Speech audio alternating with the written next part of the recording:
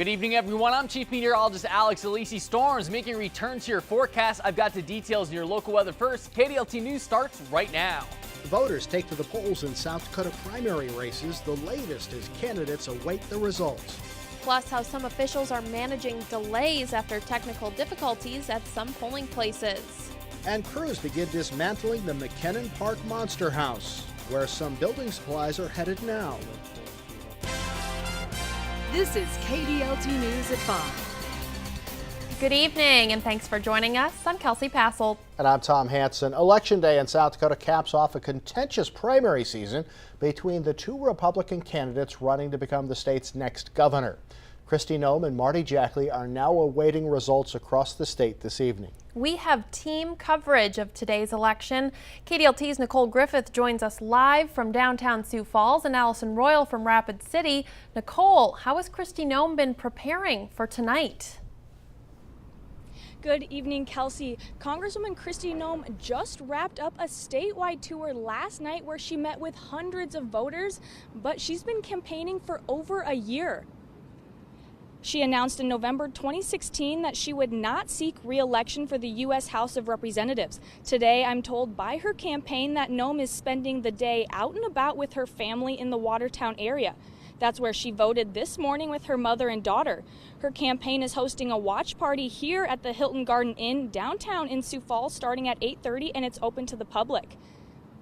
If Noem wins tonight, she'll run against lone Democratic candidate Billy Sutton, and if she's victorious come November, she would be the first female elected governor in South Dakota. Reporting live from downtown Sioux Falls, Nicole Griffith, KDLT News. Kelsey, back to you. All right, thanks, Nicole. Now, Marty Jackley is hosting watch parties tonight on the other side of the state in Rapid City. Allison, what's the scene like West River? Good evening, Kelsey. People all around me here are setting up these Marty Jackley signs of support. It's fitting that the Attorney General is ending his day here in West River. After all, this is where it all began for Jackley. A representative from the Jackley campaign told me personally that the western part of the state always lifts the Attorney General up, especially during a high-stake campaign. He received his bachelor's degree from the School of Mines here in Rapid. His background in electrical engineering and time in Rapid have influenced his campaign. He wants to grow education and job opportunities in South Dakota. By fixing this, quote, brain drain, graduates are more inclined to stay here and raise their families here in South Dakota. Jackley's family farm is also not too far from here. Speaking of family, the Jackley family is set to arrive here shortly. The Jackley family should be flying in any minute now in order to make an appearance. I did speak with a representative earlier from Jackley's campaign, and he told me, quote, they've always known it was going to be a close race, but they're feeling, quote, optimistic. In Rapid City, Allison Royal, KDLT News. Back to you, Kelsey. All right, thanks, Allison. We'll check back in with both campaigns later tonight.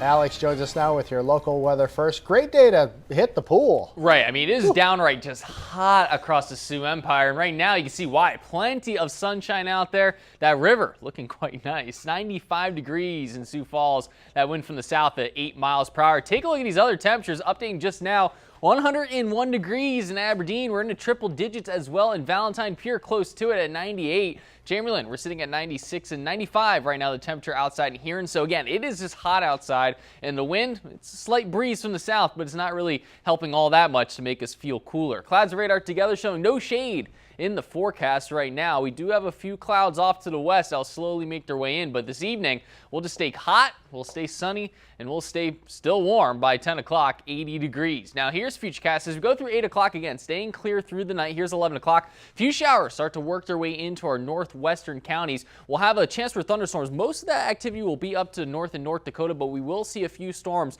moving across our northern counties overnight tonight into tomorrow morning. Here's 6 a.m. Few showers making their way through Brookings out of the KDLT viewing area by 9 o'clock. And by tomorrow afternoon, we're partly sunny and not a bad day overall. And as we go into Wednesday night, we'll continue to see the hotter temperatures. Take a look, 87 degrees for the high in Chamberlain and Mitchell, staying hot through the day tomorrow. Again, a few storms mostly to the north, otherwise just the sunshine and the heat. Over the next 3 days, 83 on Thursday, Friday, another chance for storms by the weekend, looking better with a high of 85 on Sunday. All right, thanks, Alex. Well, voters tonight will also be deciding on which Republican U.S. House candidate will appear on the November ballot. Incumbent Representative Kristi Noem, as we've been talking about, is vacating her seat to run for governor. The Republican primary ticket has 3 candidates. One of them is in downtown Sioux Falls tonight. Andrea Anderson joins us live from there now. Andrea. That's right, Tom and Kelsey. We've set up shop at the Hilton Garden Inn in downtown Sioux Falls. This is where U.S. House candidate Dusty Johnson is holding his watch party tonight. Now, his opponent, Chantel Krebs, is West River this evening. His other opponent, Neil Tapio, is in Sioux Falls. However, he's hosting a private event tonight.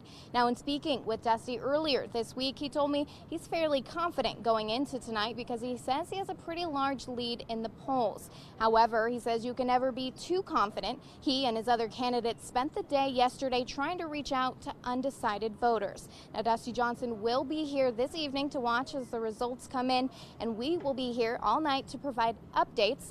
Just under 2 hours until polls close on this side of the state. For now, going to send it back to you in the studio. Andrea Anderson, KDLT News. All right, thanks, Andrea. Well, voters statewide are also considering a state constitutional amendment tonight. Amendment Y looks to change Marsy's Law. Marsy's Law is considered a victims' rights law that adds protection for crime victims to the South Dakota Constitution. The change would allow crime victims to opt in or out of those protections.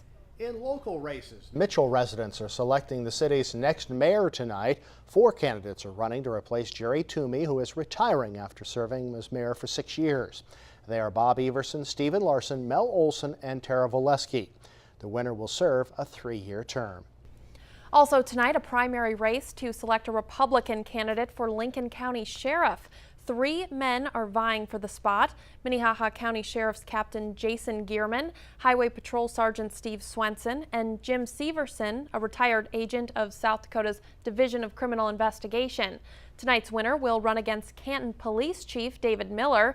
He's an independent candidate, and his name will be on the ballot in November. Electronic poll books are creating technical difficulties and extended poll hours for some precincts tonight. The Secretary of State's office says 8 counties chose to use electronic voting methods today, which experienced what they call sporadic loss of connectivity. Now, those counties include Brookings, Brown, Hughes, Pennington, and Yankton. Some counties switched back to paper ballots in response to that. Officials in Pennington County have extended voting hours for some precincts until 8:45 Mountain Time, and in Hughes County until 7:20 Central Time. Election results can't be made public until all polls have closed. A reminder that in most areas you have until 7 p.m. to cast your vote tonight. You must present a valid photo ID. Only voters registered with the Republican Party will be able to choose between Republican candidates. Party registration is not required for Democratic primary races. Voters can view their sample ballot and polling location online through the Secretary of State's website. Some voters in Sioux Falls got started right away this morning. We stopped by voting centers at the Sioux Falls VFW and another on East 26th Street. Whether it's a primary or general election, voters today say making your voice heard is an important part of the democratic process. It's very important for the future of our state and our city when any of the elections come up. So it's your choice to vote, it's your obligation to vote, and it gives you power. Voting centers are staffed by volunteers across the city. Many told us they were discouraged by the lack of turnout they saw. We'll bring you more on those turnout numbers as they're calculated. Teardown has begun for a monster-sized house in McKinnon Park. Windows and other fixtures are being removed, and a restore truck was parked in the driveway. The owners of the house filed a permit yesterday for the home to be destroyed. A judge last month gave them until June 16th to move the house or tear it down. The home is about 8 feet too tall and stands too close to their next-door neighbors. The 3-year battle between neighbors went as far as the state Supreme Court. T. Denny Sanford is giving away more of his fortune. Today, he donated $100 million to the National University System. It's a nonprofit that focuses on education. The donation is the largest in the nonprofit's history and comes a year after Sanford gave $28 million to the network. The money will expand the system's Sanford Harmony program, which aims to help students learn to work together and respect one another. System officials say the program could reach up to 30 million students around the world. A school resource officer on scene of the Parkland school shooting is speaking out after he's criticized for not entering the school. How parents are responding after the break. Welcome back. An exclusive interview this morning on the Today Show. Scott Pedersen is the campus police officer who stayed outside Marjory Stoneman Douglas High School as 17 people were gunned down inside. He spoke for the first time since the massacre, and this afternoon, parents of the victims are responding. Jay Gray has the story. I'm never going to get over this, you know? Those were my kids. 17 people died in one of the deadliest school shootings in U.S. history. Everyone on the floor! But as the shots rang out inside Marjory Stoneman Douglas High, surveillance video shows campus deputy Scott Pedersen calmly stayed outside. So what should he have done? Went in, addressed the killer, killed the killer. Pedersen was condemned by fellow officers and many in his community, labeled a coward. I didn't get it right. Today, for the first time since the attack, he's speaking out. You weren't scared? No, there was no time. Things went so fast. Were you a coward? Never. In an exclusive interview with anchor Savannah Guthrie on the Today Show, Pedersen said he thought the shots were coming from a sniper outside the building. Because I never believed there was even an active shooter inside. What was it? Shooter, a shooter. He also discussed problems with the radio system and 911. No intel, no real-time intelligence whatsoever. But parents of the victims are speaking out now as well. I think he failed in what he was meant to do that day. Calling Pedersen's answers excuses. I don't want this person to become a victim. And when it comes to the children lost. Those were my kids. You know, I was there to protect those kids. I want you to make sure when this guy refers to the kids as his kids, that is not true. Those are our kids. Jay Gray, NBC News. Pedersen resigned and retired after public criticism a week after that deadly massacre. He is being sued by a parent of the student killed during the Valentine's Day shootings. Clear skies and hot temperatures right now, but we have some storms on the way. I've got those details coming up in your full forecast. And coming up, a Sioux Falls bakery is kicking off the month of June with a cupcake flavors perfect for summer. Today's ag markets are brought to you by Pro Contracting.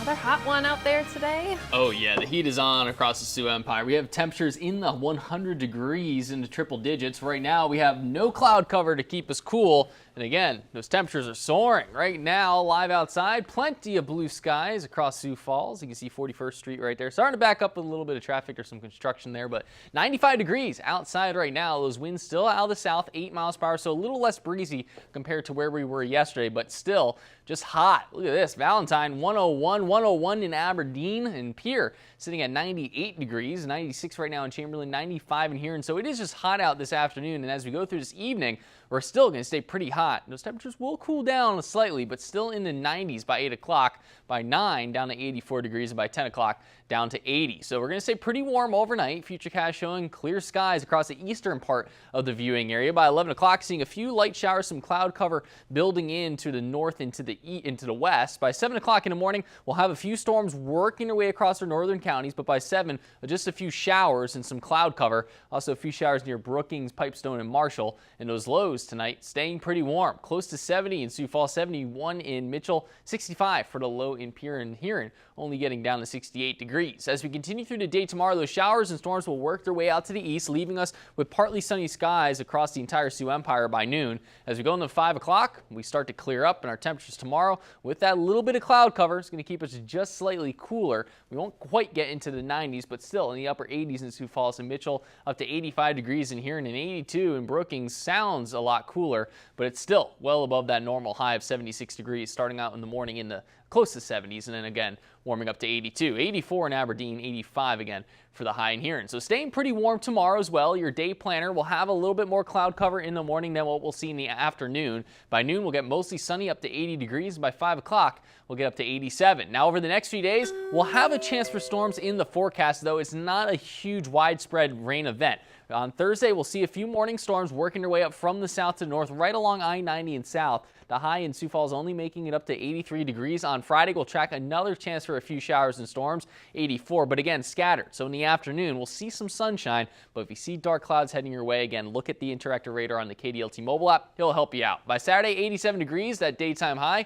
Again, a few more scattered storms, and then a little bit of sunshine in the afternoon. And by Sunday, we go partly cloudy, 85. By Monday, 82 degrees. And by Tuesday, getting closer to normal, but still in the 80s. Will be partly sunny with a high of 81 degrees. So again, a few scattered storms here and there, but not a complete washout. All right. Thanks, Alex.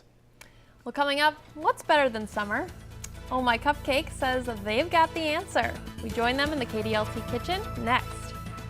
But first, here's a look at your KDLT primetime lineup.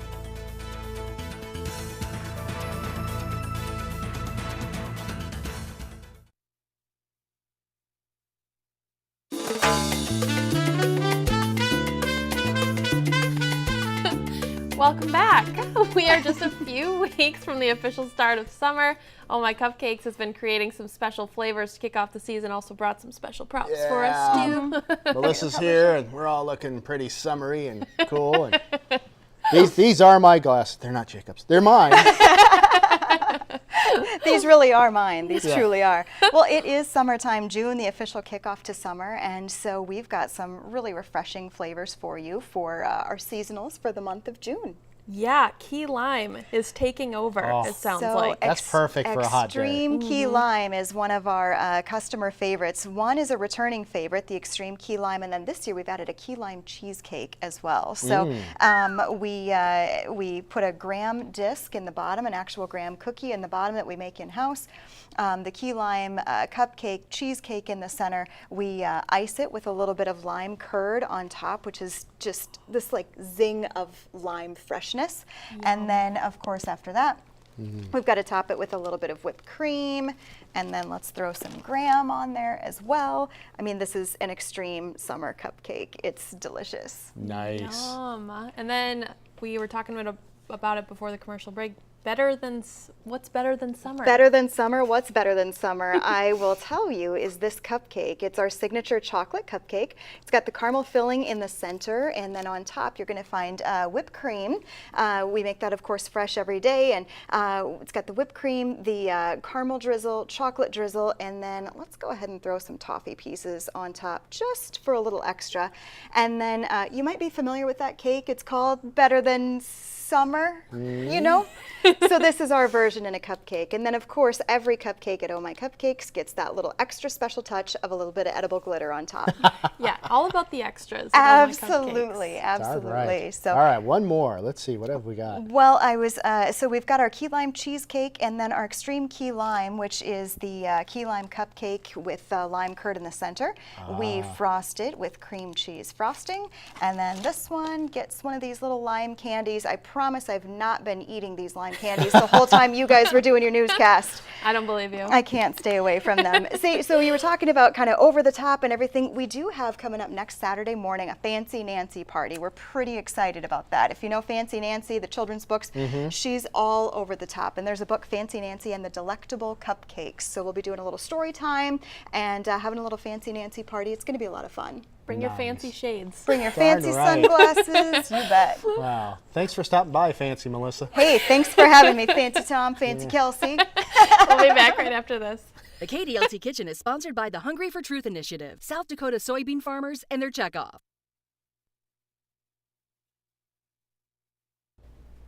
Need a bit of a breeze at least on a day like today. I know, or a little bit of cloud cover, but right now we're clear. Sunny skies mean those temperatures are warm. 101 in Valentine, 101 in Aberdeen, everybody in the 90s. We're sitting at 95 degrees in Mitchell, 95 right now in Huron. And this evening, we're going to stay pretty hot in the 90s through 8 o'clock. By 9, finally down into the 80s, 80 degrees by 10. And then tomorrow, a little bit of a break. We'll have a little bit more cloud cover. Those highs still in the upper 80s. A chance for thunderstorms here and there. Not expecting widespread storms, but scattered across the Sioux Empire. Most of that will be north tomorrow. On Thursday, we'll see a few more morning storms. Most of that will be in the south. And by Friday and Saturday, a few more scattered storms. Then by Sunday, Monday, Tuesday, partly sunny skies. So a few storms here and there, but again, not a complete washout all day. Does this mean the ice fishing season is over? I think so. Yes.